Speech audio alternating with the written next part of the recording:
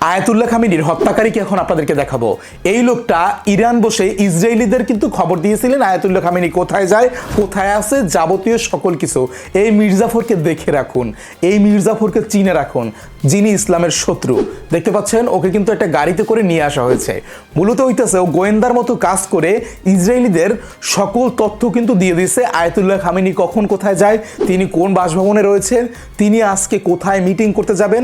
তিনি যেদিন মিটিং করতে গেছিলেন তখন কিন্তু তিনি মাটির 200 গজ নিচে ছিলেন একটা বাংকারে, সেইখানে তিনি কখন গেছিলেন ওই টাইমটা কিন্তু জানাই দেয় ইসরায়েলিদের এই লোকটা, এবং যার কারণে তারা কিন্তু ওই সময়ই কিন্তু মিসাইলটা ওই জায়গায় ব্লাস্ট করে যেখানে আয়াতুল্লাহ খামেনি ছিল।